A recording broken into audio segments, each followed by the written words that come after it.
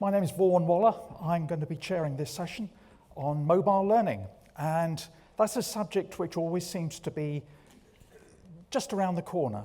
I've been coming to these for a few years now, and it's a frequent subject and everybody's really excited about it, and it's always going to be soon. But technology nowadays is so exciting, as we just heard from Ben Hammersley. You know, the future prospects are incredible. But the thing about technology is it's not the technology itself that makes the difference, it's how you use the technology that is so important. And in mobile learning, that's never more important. So you've got the situation where if you really want to know how to use mobile technology, you need to find somebody who, knows about the learning and the technology, someone who's got their hands dirty on it, who's tried it out, experimented with it, succeeded with it, and most importantly, know why it succeeded, and perhaps failed with it, and has learned from that experience. But where would you find someone? So, luckily, for all you guys, we found someone with that experience, and he is Geoff Stead, who works for the University of Cambridge as a director for innovation and new technology. So, please welcome Geoff Stead. Thanks very much. As Vaughan said, I'm Geoff Stead.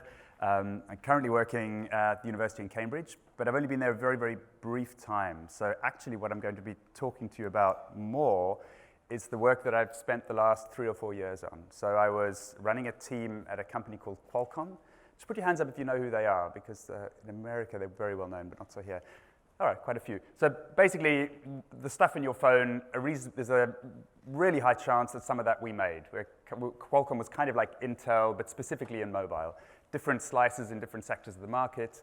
But think 30,000, 33,000 engineers, a bit like a slightly older-fashioned version of Facebook in terms of the demographic. But highly qualified engineers focusing more on the hardware than software. But if you think that sort of world, that's the world I was inhabiting. And I was given a team of about 15 people embedded inside our learning function, but we were technologists. And our mission was to try and experiment with the learning technologies in a way that we weren't seeing from our usual suppliers. So to really try and understand how mobile could be used 2, 3, 4, 5 years ahead, and just try it out. Try it, build it, test it, use it. So I'll be reporting back today on some of the lessons we learned out of that. We do keep a parallel website going called Work Learn Mobile, where we try and publish some of the stuff that we've been finding out. It's a labor of love, so some of this stuff will be on there and some will appear there when we have time. So that's it. I'm going to be talking to you a little bit about emerging mobile, how it's used. I hope some of you were in Ben's session this morning. I really enjoyed it. In fact, I enjoyed it a lot more than I was even expecting to, because I thought, yeah, future stuff, I know this thing. And I liked his concept of superpowers and how our mission is to try and figure out the chaos that's going on right now and try and understand how we're going to use that to actually advance us or improve us. And in a way, that's sort of what I have been doing for the last years, is trying these ideas out and failing and learning from them and sort of trying to understand how we can apply these superpowers to our learning. So I kind of like to start, if I can make that move, talking about a particular kind of learner. Fairly often when people talk about learning, they talk about, learning technologies, it's looking at the mechanisms or the technologies themselves. And so I'd kind of like to turn this the other way around. And this is a slice of learner that when we were at Qualcomm, we realized we really weren't serving very well. And actually, they're a pretty important slice of learner. So they're what we were calling the guerrilla learners. They are often high-achieving people in the organization. They're the ones who learn the quickest about new and emerging technology. And when they want to learn, they don't come to any learning function. They go out, they're networking. I mean, I was learning this morning, we're learning here, it's LinkedIn, it's YouTube, it's professional groupings. So they're highly motivated to learn, highly driven to improve their skills, but wouldn't really consider using your learning function in the organization as the way to get there. The learning function just holds them back and forces them to do health and safety, click-through kind of e-learning courses. So this group of learner represented for Qualcomm, and I think for most knowledge companies, critical employees, people we really want to support, but the whole structure and the way we're thinking of delivering learning, training courses just didn't serve them at all. And so the problem we were trying to think about is how are we looking after our learners? How do we make sure that when they go searching, that Google isn't the first place they search, or YouTube or LinkedIn, that they actually search in our stuff first and then there? And that really led to a lot of what we did. So I speak quite often about the idea of an app store for employees. So we started with this burning mission to try out lots of mobile apps for our employees. We started building our apps and realized there wasn't really a safe, sensible way of sharing them with our employee base. We had a small slice, maybe a third, who used a corporate mobile sort of MDM type solution where we could push apps to people, but it's sort of a push mechanism and it works well for 3, 5, 8, 10 apps, but after that it sort of maxes out. We didn't have any pull mechanism. We didn't have any way of reaching all the employee base. And so we actually started off with a problem. We had apps, we wanted to get them out, and so in hindsight, it's a bit of an accidental innovation, but we ended up building an internal app store for all our employees. Any employee, you just needed your employee login and you could get there. Any phone, didn't put any controls on your phone, and it just was a catalog for apps. And it started off just solving a problem. How do we try out learning on people's phones? But it became to be a whole mantra for a different way of helping employees around sort of not pushing anything, but pulling and trying to get them to pull the learning down and find what they wanted and just help them navigate through it rather than actually try and control. So I'd like to just talk a bit more about our experience. So we launched this app store with a frenzy of trying to collect apps, find some that existed that we could license or that we could just list for free. We had about 20 apps initially when we first launched. Got up to 8,000 employees using it, which we were really excited by. That's way more than we're even accessing our learning website at that point. The next year, the volume was increasing the apps, significant uptake in employees. So we had 18,000 employees logging in and using it. So that's over half of our employee base at this point. And the apps were growing, and we were maturing in the kinds of things that were working and the kinds of stuff we were doing in the apps. And then, most recently, we've got, in fact, we had up closer to 100, but publicly that every employee could see, we had about 85. As you can see, 24,000 of our employees are hitting it. Most significantly, 95% of VP and above. So I'm not sure how it is in your organizations, but for us, the VPs kind of don't engage with anything. You can't make them go they're all really busy, really stressed, really consider themselves way too important. They just don't engage in any learning things. But we managed to get 95% of them in. It was a bit of sleight of hand. We made an app specially for them and told them it was only for VPs. And nobody else could see it, and so that drove some of the traffic. But so we really got quite a wide adoption. And I don't know if you might recognize a couple of these URLs, these icons. Some are like Wall Street Journal, are just things we licensed. I think Financial Times is somewhere over here. Lynda.com, the Link kind of communicator, chat type app that now Microsoft Skype app that we're using to collaborate. So some of them are just third-party things that we've licensed or just pointed to for free. Let's see if there's any free ones I can see. Actually, there's no, I don't think there's many free ones. Oh, this is a Stanford MOOC that we worked with. Others are ones we made ourselves. Others are ones that other engineers made. So this is on our first birthday, we made a sort of little demo app just to try and encourage our employees to understand what's going on. So this is just you can see it being used, but it's sort of a bit like any app store. You drill around, you can any platform, even on a big screen device, pulls out apps. Some of them you hit it, it'll take you to a physical app store. Quite a lot of them it'll deliver it directly from our app store here.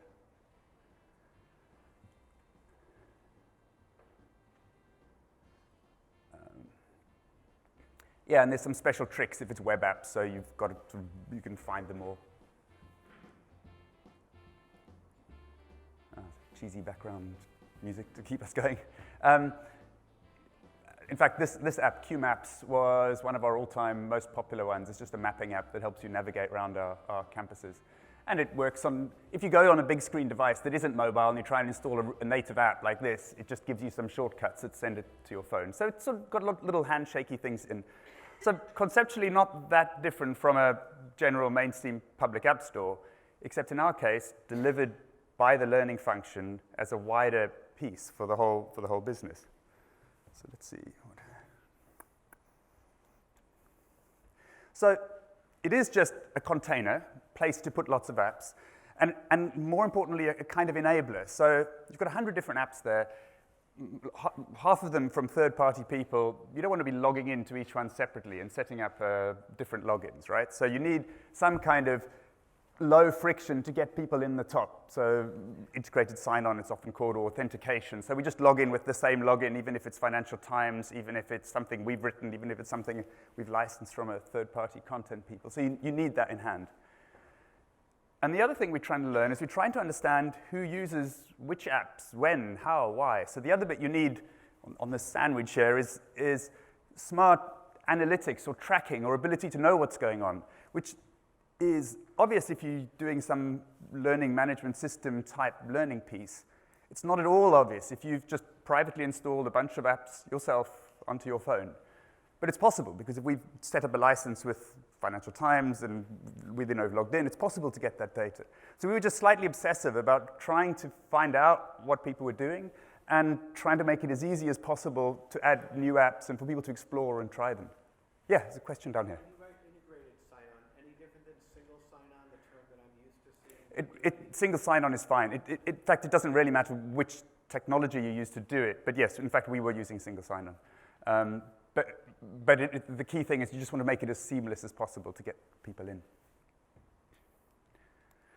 So that's the first thing. The second thing is you do need a little bit of a handshake with technical security stuff. So I end up giving quite a lot of different companies advice, and a common problem is that all the learning things are hidden behind some sort of firewall protective place, and you can't get there from a phone. It's a big deal to open up that type of access. And multiple times we've helped organizations try to rethink a little bit how that security model works for information. And you just have a sort of tier of this is high secure, big castle wall, can't get in, classic kind of network security. But then you've got a sort of lower secure and a lower secure and a not at all secure. And you just think maturely about each piece of content and how it fits in. So this is more of a network architecting type thing. But it was transformative for us because it just meant that it was easier to publish some kinds of content. If it really didn't need to be secure, don't make it secure. Put it where everyone can get to it on their phone without a password. So it was just about sort of stacking this up. Apologies, not too many techie ones, but this was really transformational. So we've got this bucket of place to put them. We've got a model that allows you to access into the network where appropriate. And the final thing, this term affordances, is used quite often with mobile learning discussions, mobile technology discussions.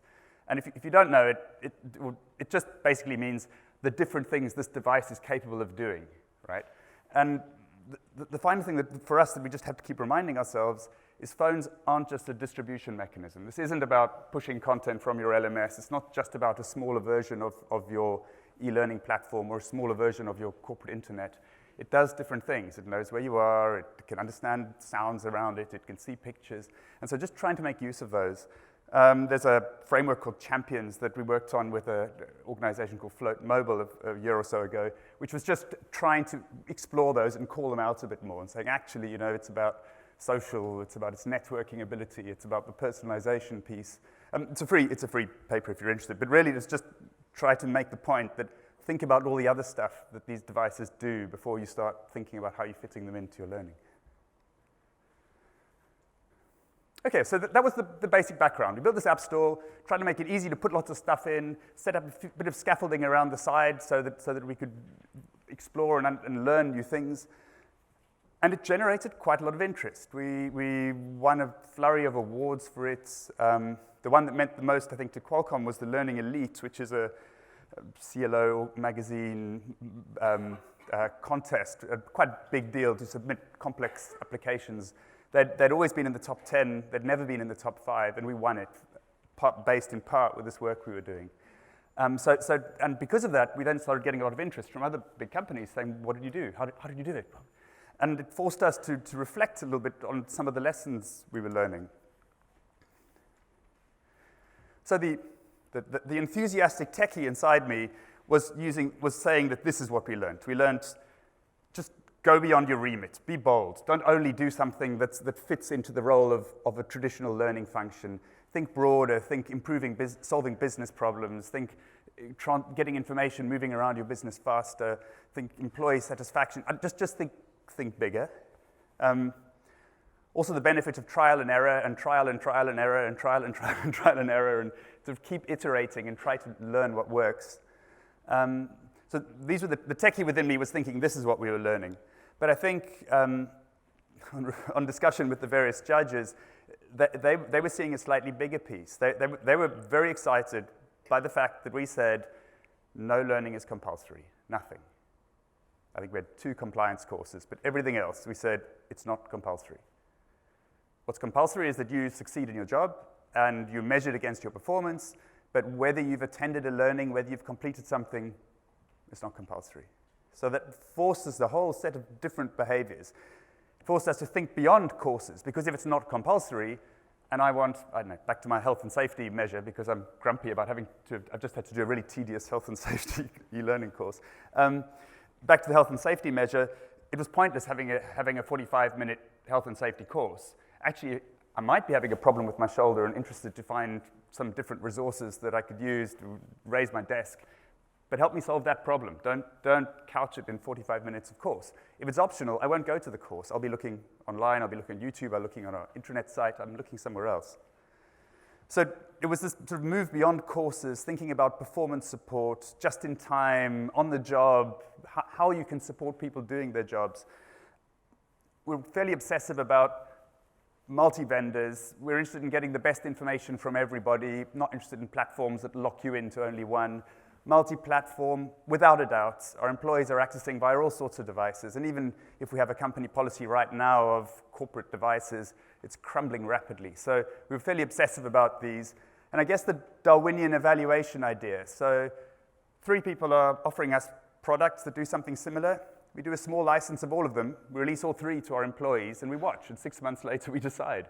And we actually saved quite a ton of money doing that, because Qualcomm's fairly big and fairly wealthy and had fairly long-standing relationships with big content suppliers licensing libraries of content.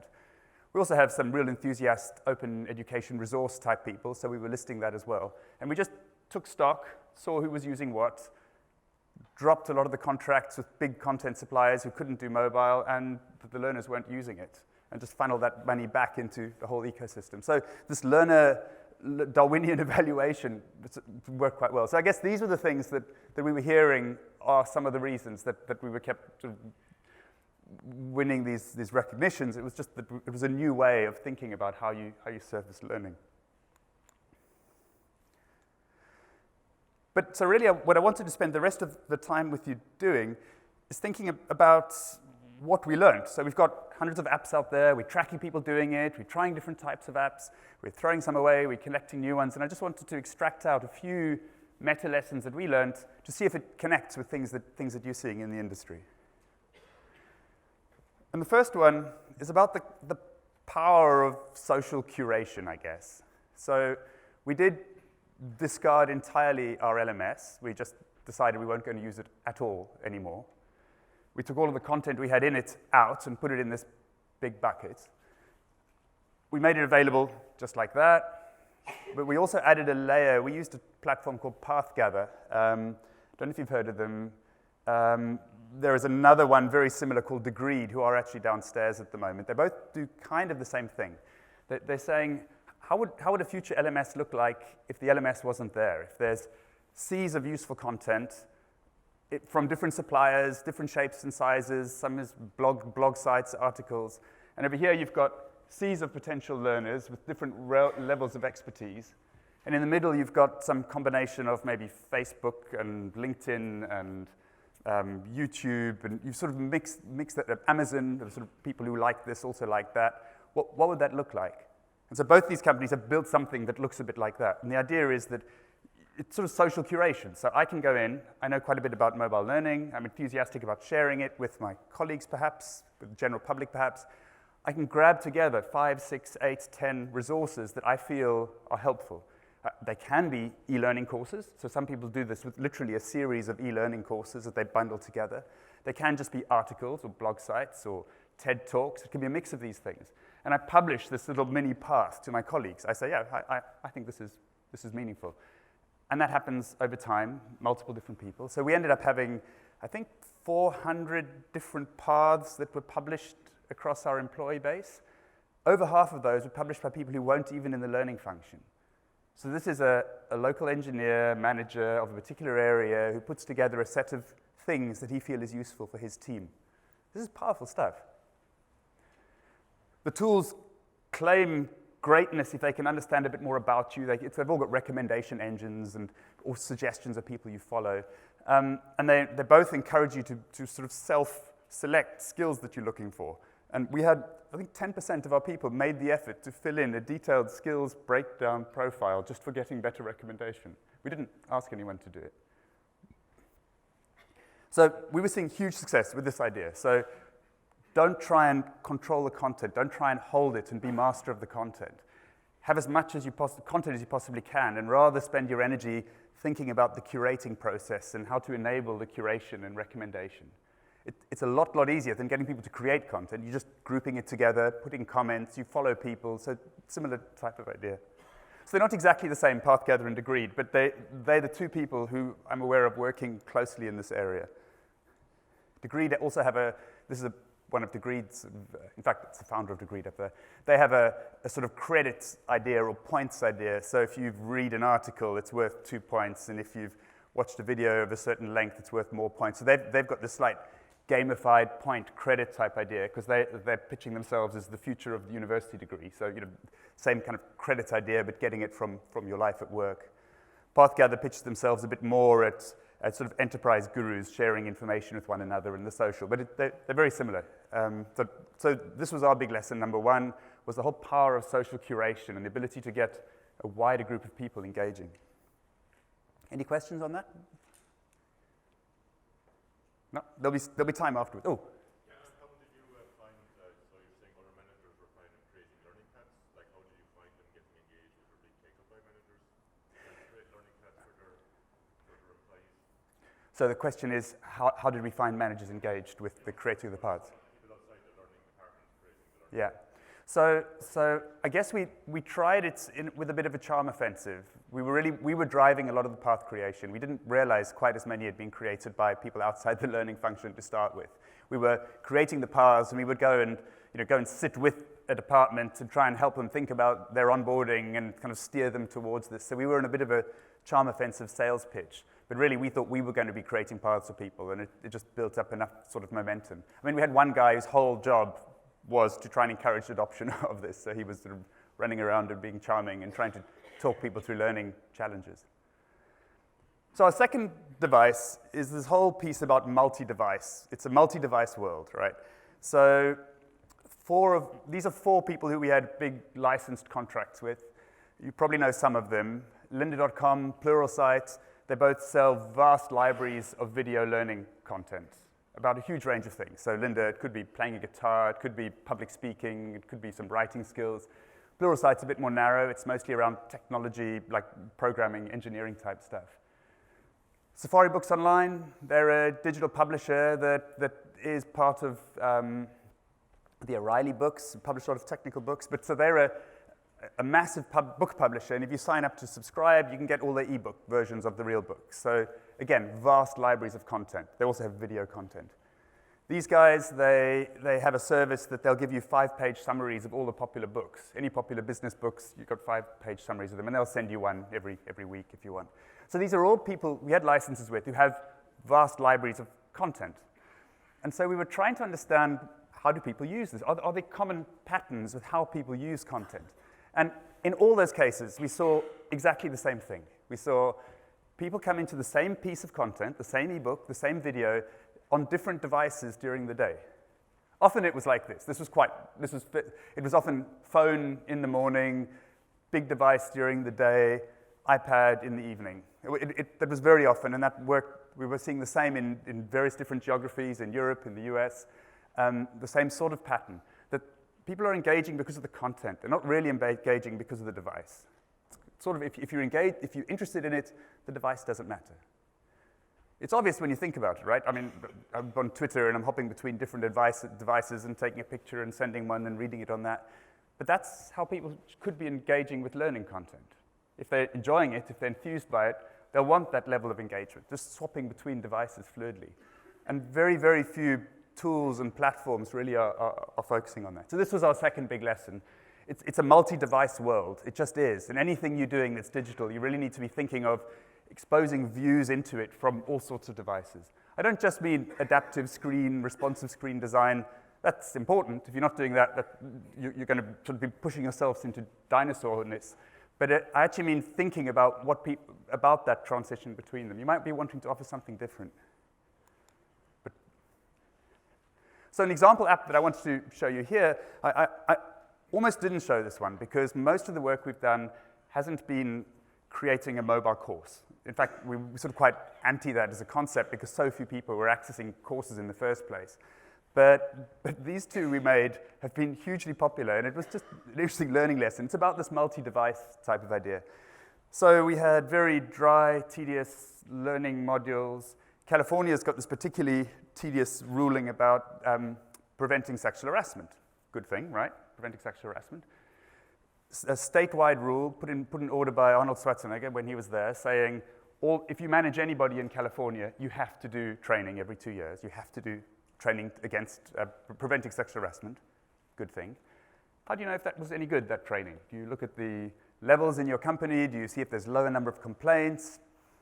It has to be 2 hours. That's the criteria. There's no pass mark, no, I don't know, digital simulation, no perspectives on how you feel. You just have to spend 2 hours. That's it. That's enshrined into law. So people struggle to know how best to deal with this. And in most cases, there's this very tedious 2-hour-long timed e-learning thing you sit through, right? You can just imagine. It's really tedious. And no matter how bright and colorful you make, I mean, it's a serious topic, and you're just going to bore people to death by about 2 hours.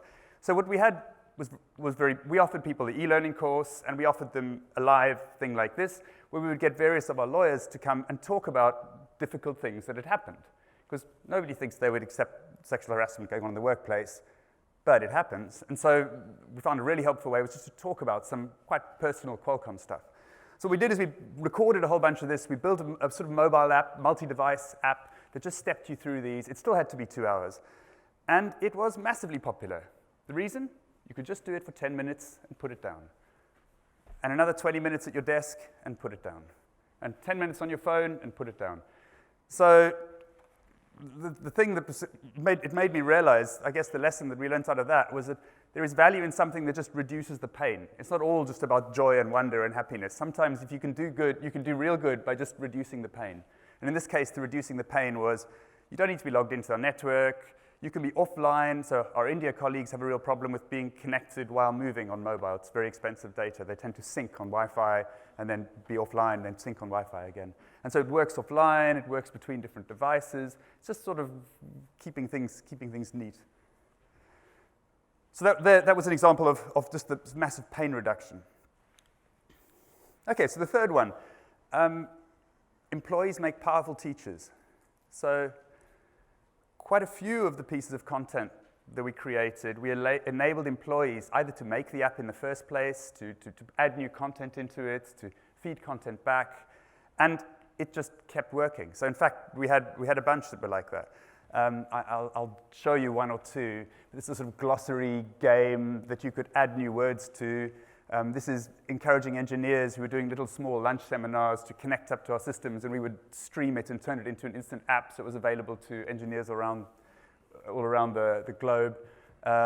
Research Views was helping our library team who were doing a weekly email of really interesting research stuff, auto-populate an app so that people could share it. Coaches, I'll tell you a couple of these. We ran hackathons, and some of our most popular apps were results of hackathons. So engineers in the company frustrated with the problem they're seeing and coming up with their own mobile solution to that, which we would then support. So we just had real grassroots success in just opening it up and asking. Again, it needed some push, it needed some charm offensive, it needed lots of free pizza and beer for the 24-hour hackathons, but it paid massive dividends. So I'll show you a couple more. So you've probably know this. It's fairly well rehearsed. It's used a lot in a lot of learning, flashcard type learning scenarios. But it's Ebbinghaus's forgetting curve and how the benefits of, how rapidly you forget something, but with a small reminder, you forget it less rapidly, and another small reminder, you forget it less rapidly. And then about 100 years later, there was a guy called Leitner who said, all right, let's try and figure out the algorithm of that. If I had 100 facts to learn or 200 facts to learn, how long, what's the optimum time of reminding you again? How does that work? And there's a couple of, we ended up building some games based on this underpinning engine, having to refine it a bit to make it more playable. But the idea is sort of as if you've got an infinite deck of cards, of flashcards, fact cards. And you look at it and you say, do I know it? Not at all, I put it quite close. Very well, I put it way to the back. Moderately, I put it somewhere in the middle. And you just keep shuffling that card. You keep grabbing the first card and sort of putting it to the back. And if you've only got a limited amount of time to learn some stuff and you've got a fixed pot of stuff, it's the most effective way of helping you remind it. And mobile does this very well, because mobile can give you a little ping every day and remind you that that you set yourself a goal of spending 10 minutes a day. You just spend 10 minutes playing with it, and it's slowly sort of adapting to your skills and giving you the words you most needed to know. So I'll let one of my colleagues show you the app. All companies speak their own language, and Qualcomm is no exception. We built an app that would help employees learn the most commonly used acronyms and terms throughout the company. There are 2 modes, a flashcard-style game and a glossary lookup. Let's play the game. In each round, you are given a set of 20 cards, which may seem to be selected at random, but the more you play the game and rate your confidence of each card, the more the game will understand your weaknesses. The app will then start to tailor the game for you, giving you more practice with any cards that you have yet to answer correctly or have marked at lower confidence levels. At the end of each round, you get a review of what you just completed, as well as an overall review of your total mastery level for the entire deck. Okay, I'll interrupt him for a second there. So the thing that, so that's the game, cool, makes sense. The thing he didn't point out was that if you didn't like one of the definitions, you just push a button and update it, and it's like a Wikipedia type thing. And if you search for something and you didn't find it, we know that you searched for it. But you also have the option of saying, why isn't it there? And actually sort of pushing up its ranking of being higher up. So that was pretty cool. But then we also released the engine to all of our other engineers. And what was extra cool was seeing the new sets of cards that started appearing. My favorite was pictures of all those VPs, all those top execs, the kind of people that in reality you never know, but you might be bumping into them in the corridor, and it's just kind of helpful to know who's who. So we had one with a photo of each exec that you could kind of page through to try and coach yourself through it. So I mentioned I've just moved to Cambridge University, and they have a glossary jargon thing, but it's a printed out paper one. And it's very helpful, except it was last changed in July 2012. And that kind of is exactly why we found this really helpful, because anybody could be adjusting it continually. So, and this, I mentioned briefly the library. They published this weekly news report.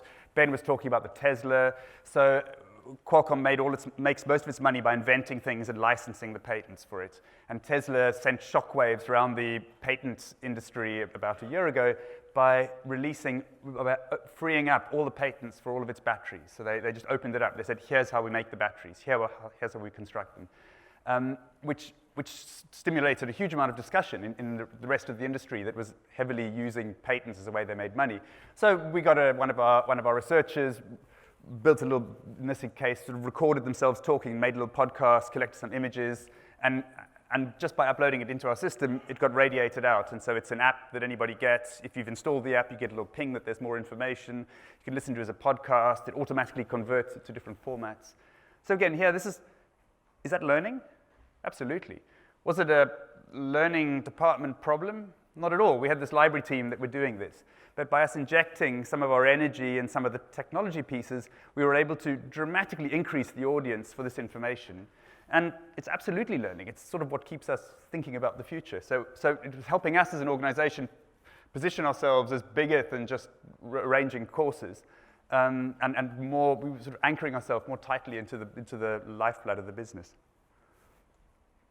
So here's another one, and this started off a little bit more lighthearted, but Qualcomm was doing a lot of business in China. Our senior execs were getting one-on-one coaching to improve Mandarin, and we weren't really serving anybody else with anything. And we have a ton of Chinese employees. So we got some academics to give us the top 500, 600 phrases that would be useful, and we got our own employees to just record themselves saying it. And you can't really read, it's a bit distorted here, but it's just listing the word and the pronunciation, and they're busy saying it. So our own employees just...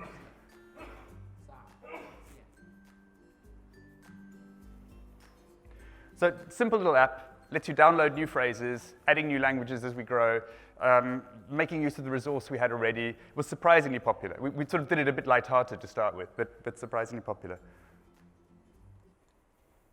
So again, this is just different ideas about how you might use some employee resource to just build a larger set of assets for everybody.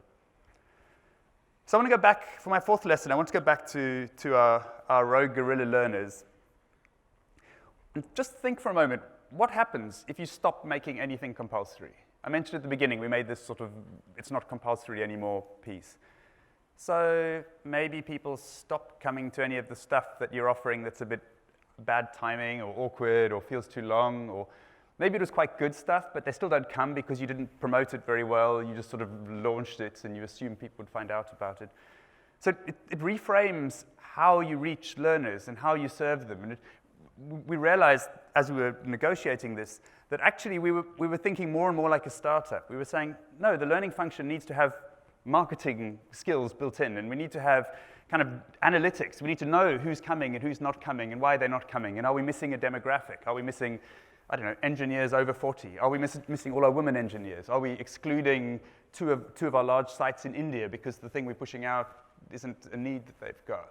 And so it just forces us to think differently, and I've been in quite a few discussions about this idea of how you get a startup mentality inside a bigger, sort of more slow-moving organization. And these are often the words that come up again and again when we talk about it. So, access to things where and when you want it, bring your own device, start small and iterate, obsessive focus on the user's experience, on trying to make the whole thing pleasant and smooth and sensible, getting closer to the customer, self-serve learning. These were the phrases that pop back again and again, but they all, for me, fitted into this umbrella of thinking more like a startup. You have to have a broader set of skills if you really want to encourage adoption and be where your learners are when they need help, rather than positioning yourself as a sort of more conduit to it. Is that making sense as a concept? Oh, cool. So I just wanted a couple of apps very quickly that were driven directly by employee requests. Mapping app, I mentioned this earlier. Our number one downloaded app, Continually. We almost didn't make it when it was originally suggested. It was built by some interns who said, no, we can never navigate our way around the 40 buildings all on the same main campus. And hopefully the buildings have got number names, but you don't see, the buildings have got letter names. People talk about building N, building M, but those letters aren't on any of the buildings. So there is no way of knowing where building N is without some way of looking it up. And Google won't help you because Google doesn't know the name N, it just knows the address. So it actually ended up proving really popular and was driven by interns who built it for us. This one's also quite fun. Again, this was requested at we had several sort of think tanky sessions and two of the India offices both asked for exactly the same thing. So the problem is, Outlook is all very well for arranging meetings, but if you really are truly global, it's not too good at clarifying the reason that you're available in your calendar is because it's 3 o'clock in the morning. So that's the problem. And so I'll just, you'll see a little bit of a flow here. So in this, it's a tiny little app that you just can grab any of the Qualcomm offices, add them up, and it gives you a sort of a time now type of idea. But more helpfully than that, it gives you a sort of a gauge of how shut is it. Green is open, red is closed, and orange is, if you ask nicely. So in each culture, we tried to say, look, how appropriate is it to call after hours? And different cultures are different. For some, you had about 2 or 3 hours window. For some, you had an hour window. In some, some offices had public holidays, or like in Israel, working on different days of the week. And so this is hugely popular. Again, it's been in our top 5 apps since we released it. And it was just a request by some engineers. Is that learning? Not really, right? But is it hugely useful? Absolutely, and it's really helped reposition us a bit.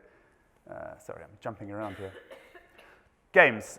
We built a few games. This particular one is a sort of quiz contest game. So different teams can challenge each other to general knowledge.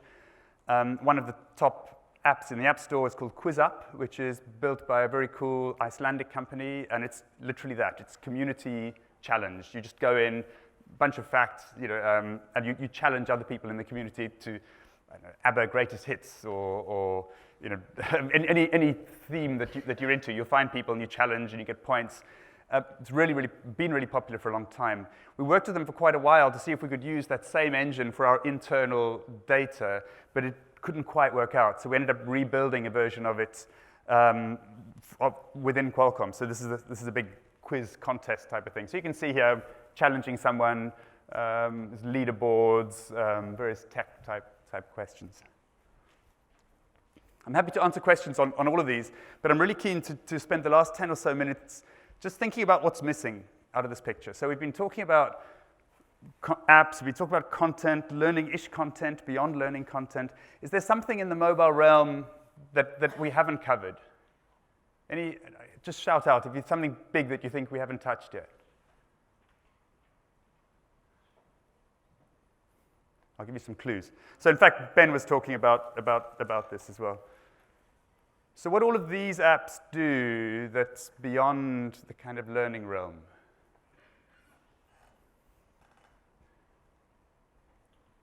So they know where you are, or they know what you're doing, or they knows I'm busy paying for something right now in the store. It knows I'm running and it's tracking my steps and seeing my speed. So these very much know where you are and what I'm doing. It's all this idea of context. So I just want to talk you through a couple of projects we were doing, trying to make use of context a bit more. The first, Bluetooth Smart, iBeacon, Bluetooth Energy. Do you know what these are? Put your hand up if you know what it is. Cool. All right, that's about a quarter only. All right, so they've been around a few years. They typically look like something like this, small little plastic things. They might be strapped on a person's belt. They might be mounted under a chair or attached to some equipment. And all they do is they send out a little signal, a little pulse to say, hi, I'm here. Hi, I'm here. So this is a map here of a store. They're quite often used in shops, sort of retail area. And there is a beacon underneath each of these places, and it's sending out a little pulse just to say you're in the area. So the picture on the left is in an Apple store, because in fact Apple does this, and if you have their Apple Store app while you're walking around, it knows where you are. So it can tell you about the things closest to you, or it can give you rough directions to where the thing is that you're looking for. Quite clever, right? So, and the best bit is actually they're about, I don't know, 10p to make. They're really, really, really cheap. They're virtually disposable in price. There's all sorts of different price models for them. So this one is one that PayPal will give you if you have a PayPal vendor account. So I can have a store with a laptop, and if I plug that in the side, it turns that whole little area into a mobile payment zone. So if I have the PayPal app, I can just walk up close, and my picture will appear on the till, and they can push pay, and it'll beep on my phone, and I can say accept, and the money's transferred without any credit cards. So these ones, I think these ones sell for about $20. These are, I'm not even sure what the price is. It's probably less than $1 for these guys. But they kind of do the same thing. And so we were saying, what could you do with learning here, right? So let's show you what we got up to. So let Mini-Me talk for a moment. They're a lot more fun if you can have a local expert showing you around. And that was our thinking when we tried making this Qualcomm museum app. So in our San Diego campus, we've got this super cool museum looking at the technologies that Qualcomm's made over the era. We've also got some real enthusiasts who are experts who know about it. And if you're lucky, you can get one of them to take you on a tour around the museum, which makes it a whole lot more interesting. We've also got these little guys. They're Bluetooth LE proximity beacons, which are busy being built in our labs at the moment, and they send out a little signal to help you locate them. So we put those three together to work on this museum app, which would take you on a tour around the museum. As you're walking around, looking at different exhibits, a talking head would pop up and explain what you're seeing. Yeah, I'll show you. So here I can see a timeline of all the exhibits in the museum, and these little red beacons are showing me the area that it thinks I'm in right now and the exhibits I'm right in front of. I can scroll up and down and look at other areas if I want. I want to jump to 2012 and have a look at Mirasol. Mirasol's been in the news recently because it's the technology behind Qualcomm's new TOC watch. So I can find out very quickly about Mirasol. Okay, I'll stop that. But so you get the idea that as you walk around, it can pop up and you get a talking head telling you where you are. It had audio mode, so you could just walk around literally with it off and just be spoken to. But actually what was more useful was where you'd hold it out and it would be getting a talking head. So kind of interesting. And very, very cheap to produce, which is the bit that we're most excited about. There's a lot of emerging technology coming out, and what we're trying to see is the point that it gets so cheap that actually you absolutely should be trying to weave it into what you do. So this was really popular. Museum of Modern Art in New York got all excited about it. They came and checked out our code. We gave them a bunch of our code. They did a huge Bjork album launch, which included walking around the museum and different things appearing, all based on the stuff that we'd invented for learning. So I sort of like that, because normally learning is the cousin that's grabbing it from retail or from other industries. And in this case, what we were doing was being grabbed by more of the mainstream. So that was very, very cool.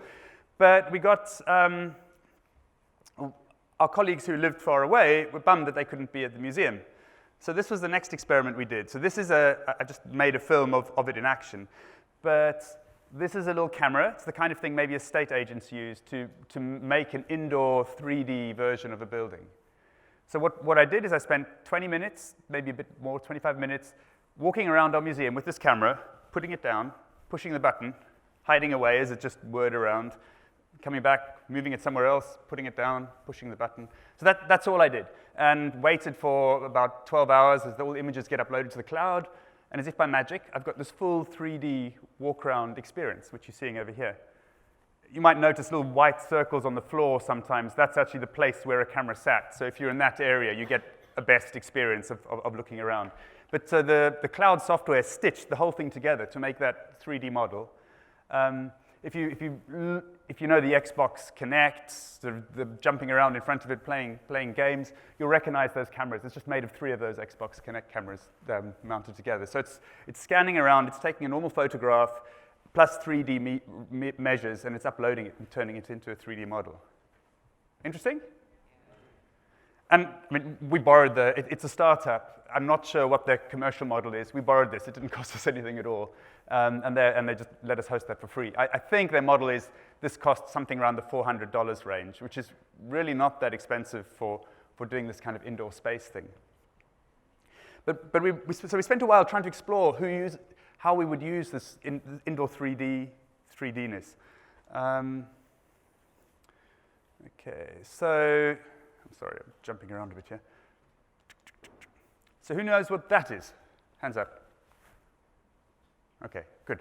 So this is, if you're downstairs, there's an increasing number of people showing virtual reality headsets, various different goggles. There's a few different technologies underpinning them. Why this is cool is it's a free version of the same thing. So this is called Google Cardboard, if you don't know it. And you can download for free the instructions to make one of these. Because the instructions are given away for free, a ton of people are making them and selling them, normally for sort of £5 range. Quite often I've been to events where you'll get given one for free with a sponsor's badge on it. And really what it is, it's just 2 goggles. So it's a little bit like those old, do you remember those old 3D things that you'd look through with a big wheel of photographs and you'd sort of click them around and you'd see the 3D? It's basically that. So there's some software, free software you run on your phone, which gives you a sort of a panoramic view of something, 2-eye view, and this gives you the goggles. If you haven't tried it, I'd encourage you to. It's a bit of a gimmick, but it's quite fun. So you just search for Google Cardboard in both devices, iOS and Android, and there's a range of apps that support it. There's a sort of demo app. And you can imagine pretty quickly what it is. So there's some fun apps. These ones have been around for a while, but I particularly like this. It's a whole space thing. So you put it on and you're traveling around in space and you tip your head and you can steer forward and backwards and you can learn about the planets. So it's this whole 3D world that you enter with your goggles. There's also some really cute things. This is an animation, and you put it on, and you're inside this world, and there's a leaf blowing and a mouse walking around, and you're just turning around and following the things that are happening. It's a sort of animated story, but without any direction. You drive your own direction.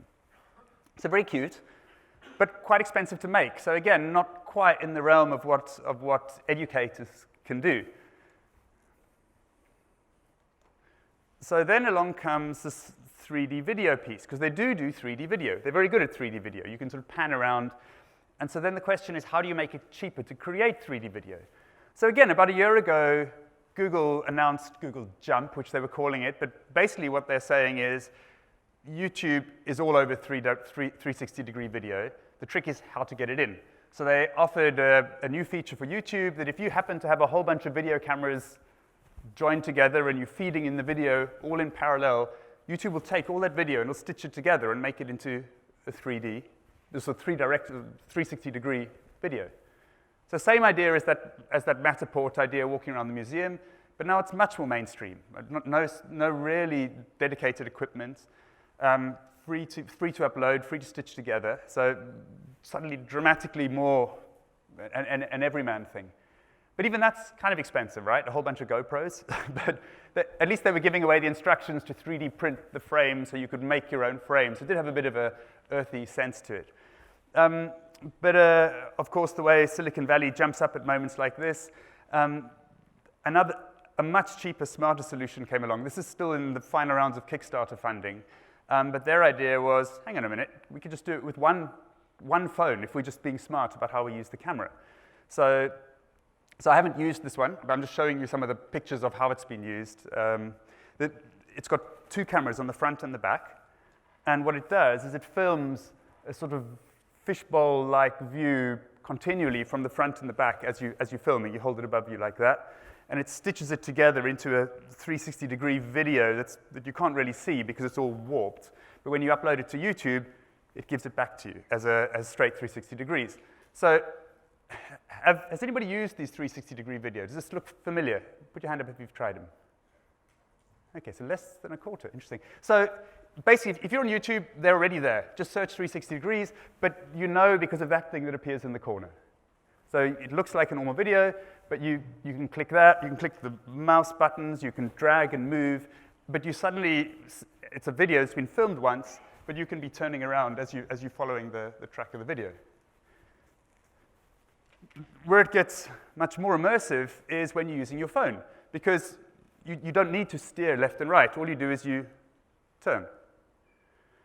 So suddenly, it's kind of like YouTube. Film, upload, download, view it on your phone, except you've suddenly got an experience that you can control by turning around inside it. So where I'm working at the moment, we're very interested in helping people learn language. And there's hours and hours of language videos of simulated conversations with people. But all of a sudden, we could do the same video where you're in a crowded room and you can look around and see all the distractions around you, and it feels a whole lot more lifelike. Doesn't cost much more at all. It's just a matter of thinking about how you use this 360 thing. OK, so that's the video part.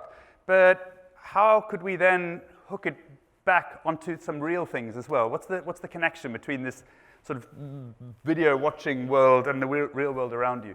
So this is an augmented reality app we made.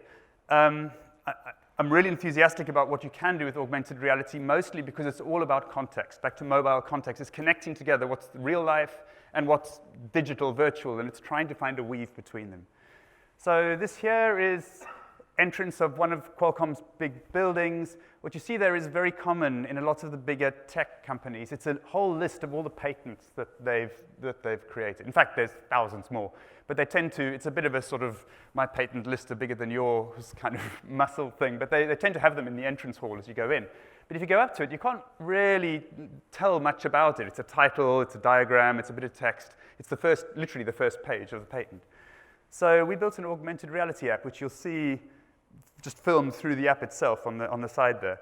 So here I've walked up. As I'm scanning around, you can see little green lights jumping around. Can you see that? It's looking at what it's seeing in the camera and trying to recognize it, trying to see what it is. So I've come in close enough, and it recognizes the patent, and it's pulled down a whole bunch of metadata about it, and so it knows That's the patent number. Those are the authors. That's what it's about. It can pull some visuals about it.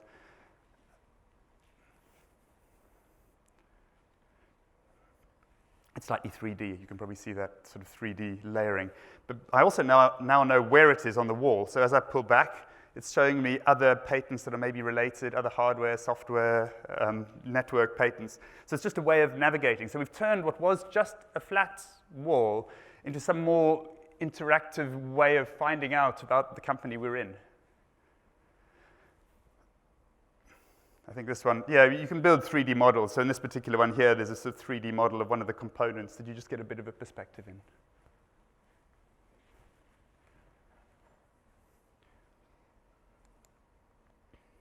I'll stop in for a second. Okay, so that's augmented reality. That's the name for it. Again, it's actually pretty mainstream. People have been struggling to find creative or meaningful things to do with it. You find it a lot in advertising for films or various sort of on the more gimmicky, gadgety side. But we were quite excited about being able to do this, just using it to connect real things around you to some extra digital information. So it's a learning tool. It helps you learn about our patents. We partnered with a team at Qualcomm whose job was to try and encourage more engineers to create more patents. And this just generated a ludicrous amount of traffic for us, just people coming and trying it out. So I'm going to finish off with another version of augmented reality. This is drifting into the slightly eccentric end of the spectrum. So we, and it's a mixture of an awesome story and a sad story. So the awesome story is that we managed to get budget approval while I was there, based in part for the thing you've just seen, to create the world's biggest augmented reality artwork. So we met a couple of artists who specialized in trying to create billboard-size artwork. And normally augmented reality is small stuff. And we were quite excited about that. We managed to get some funding for it. We did create this enormous artwork. That's the good bit of the story, and I'll show you in a moment. The sad bit of the story is we were lined up with the Guinness World Records, with all sorts of people who were coming for its launch, for its announcement. And at the very last moment, some of the Qualcomm's lawyers got panicked about the fact we were doing this. They had a quite small concern that maybe, these are all vintage photos from 1920s, and they were concerned that maybe some of the people in some of those photos' estates might be worried that they are promoting Qualcomm. So although we had all the right permissions for it, at the very last moment, some fairly small thing just floundered us. So you will only have seen this, I hope, if you've heard me talking before or if we were involved in the project, because it's not something we were, in the end, allowed to publish too widely, although it still exists. It's in San Diego, where I was based, and any member of the public can go up and use it, but it just hasn't been promoted at all. So, try again.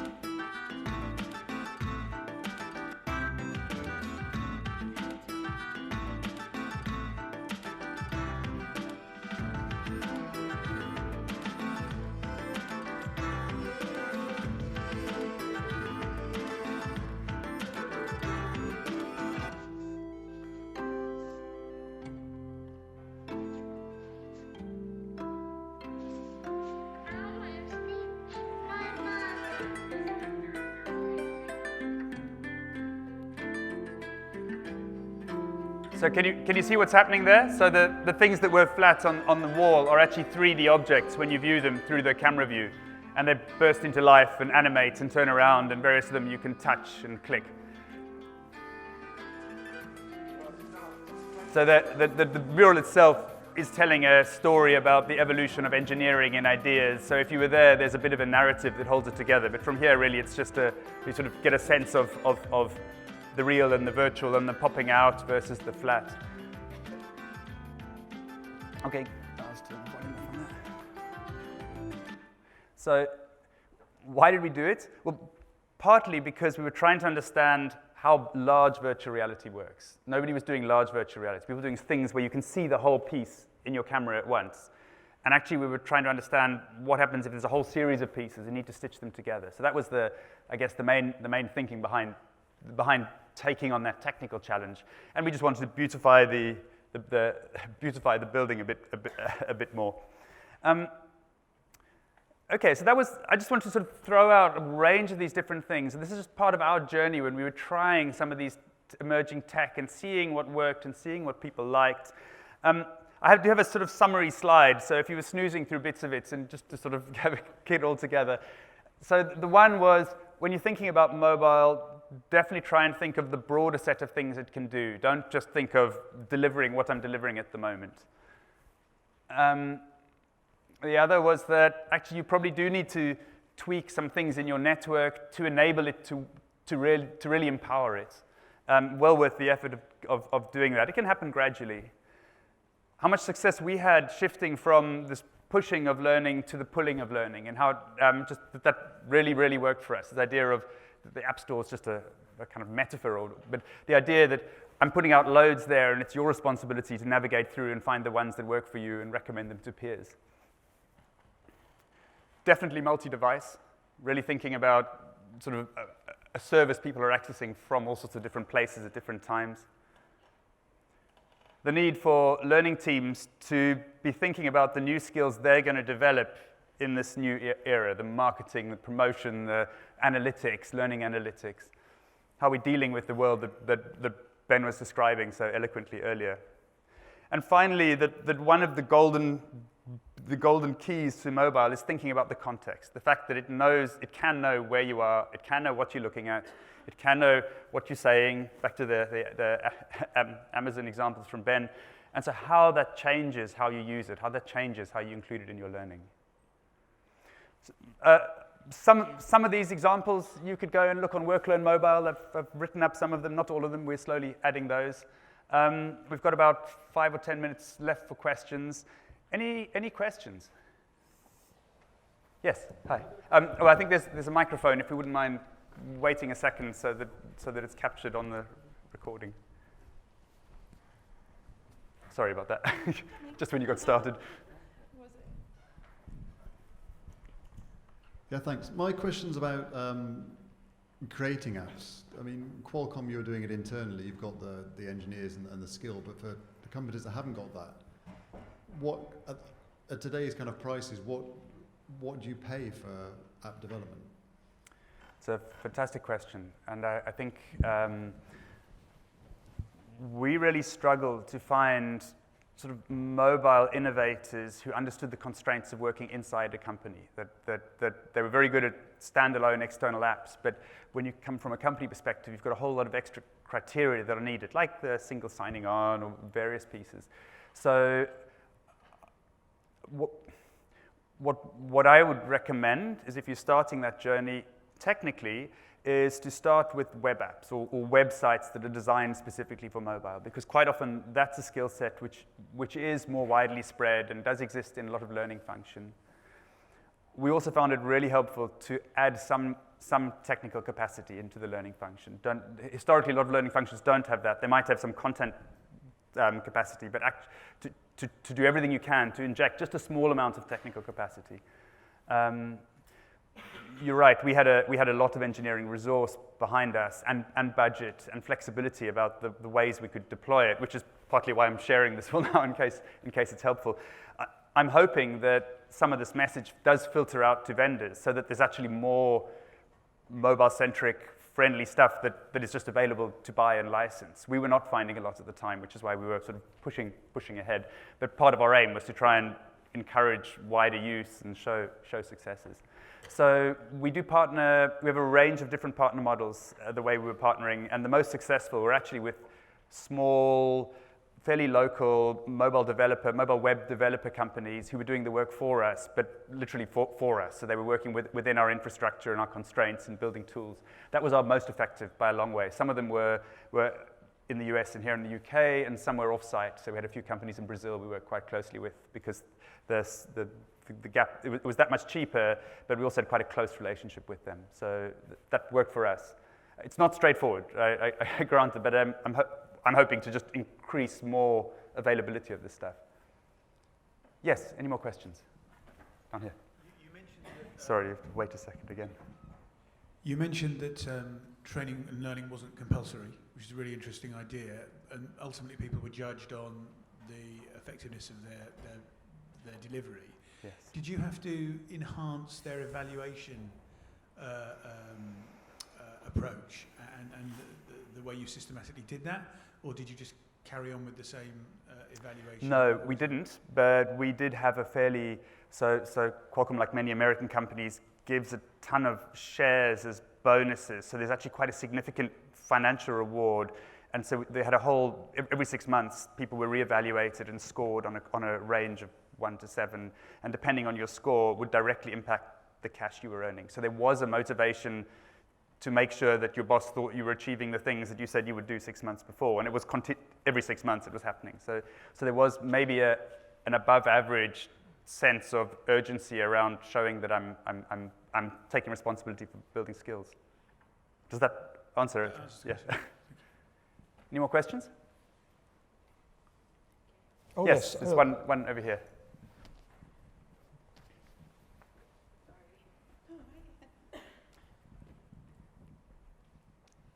To what degree did you use XAPI in any of these apps, or even the augmented reality experience, to collect data on what people were doing and how they were engaging with the various resources? So XAPI was critical for us in the ones that were compliant. I showed you those e-learning type ones. It was critical there because the final arbiter of compliance was a very old-fashioned LMS that we had sort of almost decommissioned. You couldn't find it anymore, but it still sat there and it integrated with all our HR systems. And so we used XAPI to pass the data from the app into temporary learner record store, which we would then we would sort of tunnel through and push it back into the LMS. So it was critical there. We didn't use it for the wider analytics that were being passed backwards and forwards continually, mostly because we were iterating faster and we felt that the data being passed was too much, that actually we needed a very minute one. Our plan would have been to reinvent it with a new micro XAPI variant, so that the app was pushing out XAPI, but just at the transfer point it was being shrunk. But we didn't get quite that far. So we were using another standard that comes from just web analytics as the way we were passing that, just the generic tracking data.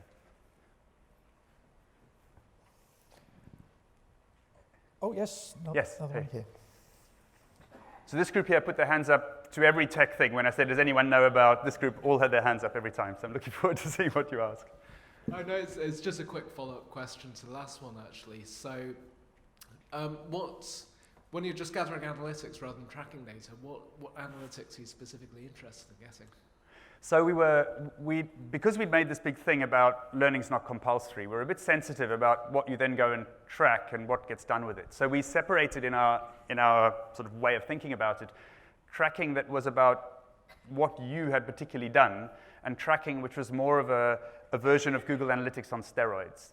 And so most of our energy went into that. So it worked on native apps and on web apps. So we were pulling, it wasn't like, we used something called Piwik, which is an open source equivalent of Google Analytics that we could host internally, but then we added plugins for all of the native apps. So we were you could be offline for a week working, and when you next synced online, it would all sync together. So it was giving us a sort of warm-up data point.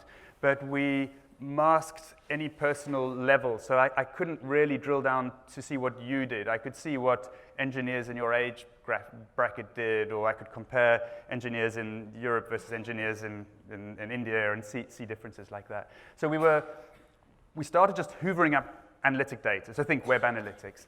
And then we started realizing that gives you general trends of usage, but it doesn't actually say, are you getting more involved? Like, maybe you used to just come into the App Store once a month, and now you're coming in every day. Maybe you installed one app once, but you use it daily, and versus you who use a different app every day. And so we didn't quite get that level. So what we then added is a second metadata, second layer, translation layer, where we described different personas. We sort of theorized from what we knew about 5 or 6 different personas. And we started tracking the balance between those personas. Do people move from this to this? Are you a dabbler, and then are you a kind of intent person? Or just try to come up with ways of describing that. I don't have epic answers for how that worked, because we were in the middle of working that out, and we defined it, and we were busy tweaking it when I left. So, but we were trying to understand that sort of meta level across all apps. What's the learning? So we had good learning was on a specific app where there was deeper analytics. Please show appreciation for Geoff Stead.